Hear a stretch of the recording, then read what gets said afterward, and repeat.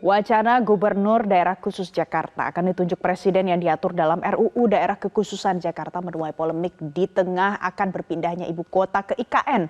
Bagaimana ini bisa terjadi dan apakah ini akan berpengaruh terhadap demokrasi? Kita akan bahas lengkapnya bersama pengamat hukum tata negara, ada Ferry Amsari. Mas Ferry, selamat pagi. Pagi. Mas Ferry, ada wacana seperti ini, Gubernur Jakarta nanti ditunjuk langsung oleh Presiden. Pertama kita bahas dulu, apa pendapat Anda seputar wacana ini? Ya, pertama tidak konsisten dan kedua politis. Tidak konsisten itu karena sebentar lagi kalau kita perhatikan rencana Presiden adalah memindahkan ibu kota. Artinya peran Presiden akan sangat jauh di pemerintahan Jakarta. Mestinya tidak ada campur tangan Presiden terlalu dalam pemerintahan Jakarta karena ibu kota tidak lagi di Jakarta sehingga persentuhan-persentuhan terhadap gubernur akan sangat berbeda dengan apa yang ada saat ini. Sehingga kalau sekarang ada rencana untuk menunjuk gubernur itu tidak konsisten karena relasinya sudah sangat berbeda. Oke, tidak Kedua, konsisten ini dan politis. politis. Ya, Tidak konsistennya politis? Mas Ferry, kita bahas dulu tidak konsisten. Tidak konsisten, bagaimana dampak tidak konsistennya ini pada tatanan demokrasi pemilihan kepala daerah yang sudah ada sekarang? Ya, pertama kalau kita perhatikan pasal 18 ayat 4 Undang-Undang Dasar kan eksplisit ya ditulis gubernur, bupati, dan wali kota itu dipilih secara demokratis. Pilihan katanya dipilih, bukan ditunjuk atau diusulkan, gitu ya, tapi dipilih. Sementara memang ada daerah-daerah khusus dan istimewa yang berbasis kepada sejarah dan geografis kultural. Masing-masing mereka punya catatan sejarah penting. Nah, Jakarta ini sudah berlangsung berkali-kali setelah reformasi dipilih berdasarkan ketentuan Undang-Undang Dasar itu dan tidak ada masalah yang signifikan. Lalu kenapa tiba-tiba menjadi tidak konsisten dengan konsep dipilih secara demokratis itu menjadi ditunjuk oleh Presiden? Padahal Presiden sudah akan jauh, mereka tidak akan bersentuhan langsung. Nah, kalau niatnya memang pindah ibu kota, mestinya logikanya ya kepala daerah di sana yang ditunjuk langsung sebagaimana badan otorita.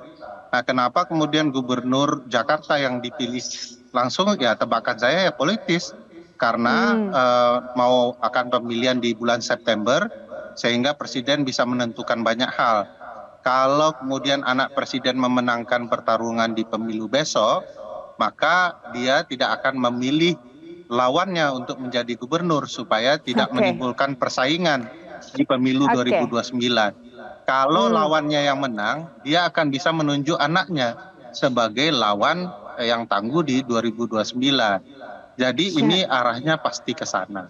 Oke, jadi tadi kan tidak konsisten dan politis. Tadi politis sudah disampaikan pandangan dari Mas Ferry. Mas Ferry, tapi kalau kita lihat ada alasan yang disampaikan mulai dari biaya pilkada besar, kemudian ada predikat kekhususan, kemudian juga nanti ini akan bersaing melalui usulan DPRD. Jadi menurut yang mengusulkan RUU ini menjadi bagian dari demokrasi. Tapi pertanyaannya, apakah usulan ini nanti punya keselarasan dengan payung hukum yang sudah ada sebelumnya?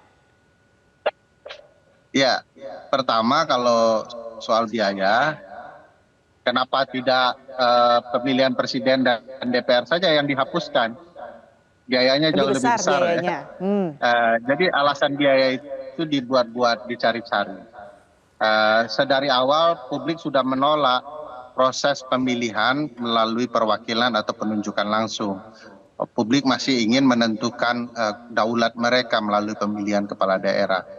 Nah, kalau kemudian Presiden beralasan nanti akan diusulkan oleh DPRD, itu kan alasan yang sama ketika undang-undang pemilihan gubernur, bupati, dan wali kota hendak diubah dan ditolak, dikembalikan kembali ke proses pemilihan oleh daulat sipil, yaitu daulat publik. Jadi ini rencana dari awal ingin kembali mendominasi proses pemilihan di daerah dengan kuasa pusat. Sentralistik ala Presiden Jokowi ini kan sudah berlarut-larut dan banyak ya. Di Undang-Undang Cipta Kerja Oke. juga sangat sentralistik dan sekarang sepertinya mau dikembalikan untuk dikendalikan betul oleh istana. Kalau soal kekhususan yang disebut, kalau seandainya Jakarta bisa diamini, kan ada daerah ekonomi khusus lain juga, daerah-daerah yang punya kekhususannya sendiri masing-masing. Ya, tapi daerah khusus itu kan punya background sejarah. Aceh, Yogyakarta, Papua, gitu punya catatan sejarah. Lalu ada alasan geografis kultural seperti Yogyakarta, Aceh, dan Papua.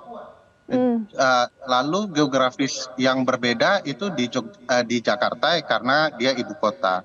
Nah sekarang ibu kota sudah dipindahkan semakin jauh dari konsep penunjukan itu. Nah kekhususan itu tidak boleh dimaknai dia sama sekali berbeda dengan yang umum. Kalau dilihat untuk Jakarta tidak berlaku pola kekhususan seperti Aceh, Papua, dan Yogyakarta. Ada landasan historis, kultural, geografisnya.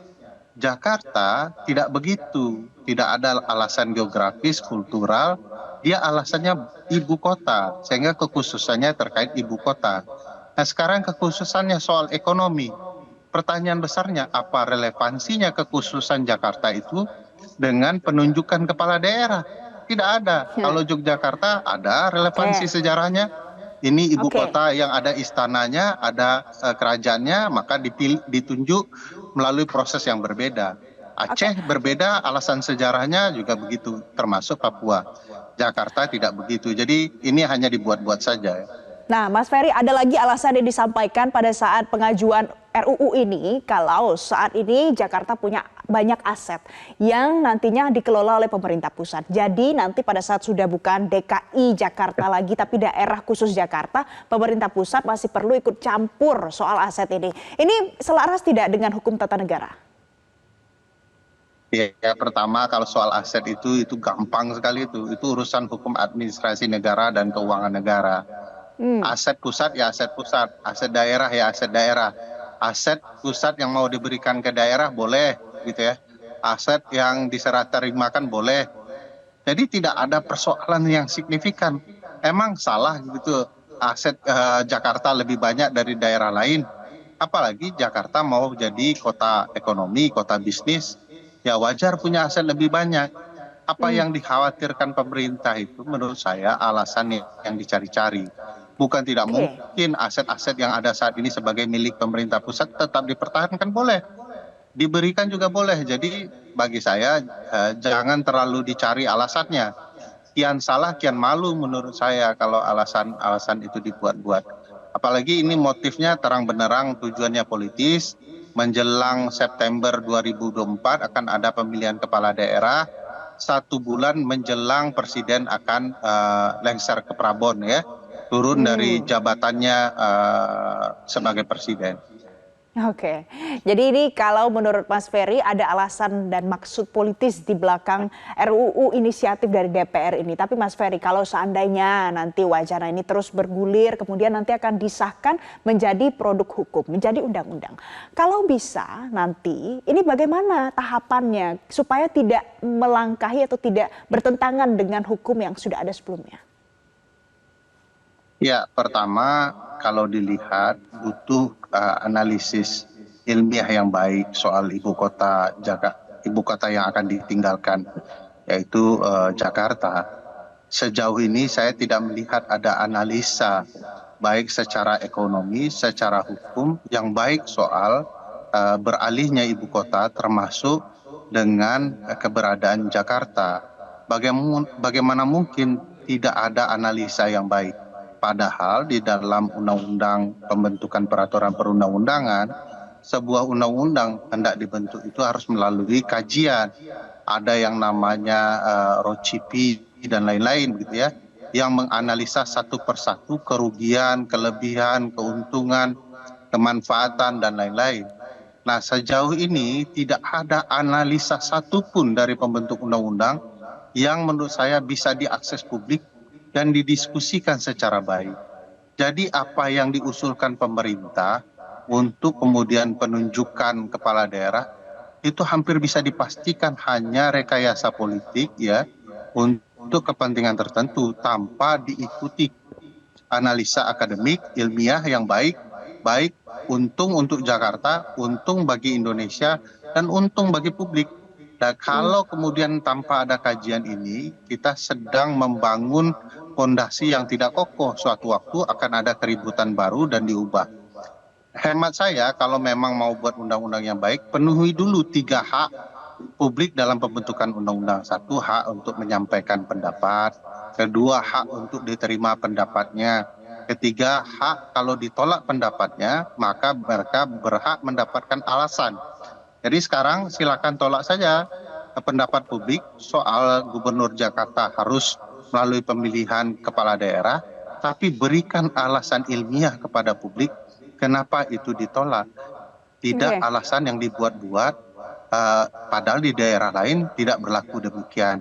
Dan jangan sampai ini bertentangan dengan Undang-Undang Dasar, terutama pasal 18 ayat 4 Undang-Undang Dasar kita yang memerintahkan gubernur itu untuk dipilih secara demokratis. Oke, pada saat 3 poin tersebut tidak bisa dipenuhi nantinya oleh legislatif dan bisa punya potensi mencederai hukum tata negara, tatanan negara kita. Apa yang akan Anda lakukan? Apa yang akan teman-teman lakukan? Ya, saya pikir kalau melanggar 3 hak sebagaimana ditentukan di dalam Undang-Undang Pembentukan Peraturan Perundang-undangan dan putusan MK nomor 91 PUU 20 Romawi tahun 2022, ya ini cacat formil ya. Sesuatu yang cacat formil itu bisa dibatalkan. Oleh karena itu menurut saya ya janganlah sampai berulang-ulang ya. Setiap undang-undang yang dibuat oleh pembentuk undang-undang tidak disukai publik, lalu dibawa ke MK, yang kebetulan di MK juga nanti ada orang-orangnya istana. Dan yang seperti ini hanya akan menimbulkan kegaduhan publik dan kejengkelan publik terhadap pemerintah. Jadi sebelum kemudian dibatalkan di MK atau kemudian diprotes oleh publik atau disahkan oleh MK karena kepentingan istana, atau nanti akan digugat ke Pengadilan Tata Usaha Negara, ada baiknya pemerintah untuk berpikir baik-baik, memperjuangkan kepentingan publik dan harapan publik. Jangan untuk kepentingan politik terus, apalagi kepentingan anak, keluarga, keponakan ya, paman dan segala macamnya. Ini bukan negara keluarga, ini negara kesatuan Republik Indonesia yang perlu kita rawat baik-baik. Dan kadang kala memang jabatan kekuasaan itu harus ditinggalkan ketika periodenya harus berakhir. Baik. Jadi saya kutip pernyataan Anda, ini butuh kajian lebih lanjut lagi, jangan sampai menimbulkan kegaduhan apalagi kejengkelan publik. Terima kasih Mas Ferry Amsari, pengamat hukum tata negara sudah bergabung bersama kami pagi hari ini di Selamat Pagi Indonesia. Jelajahi cara baru mendapatkan informasi. Download Metro TV Extend sekarang.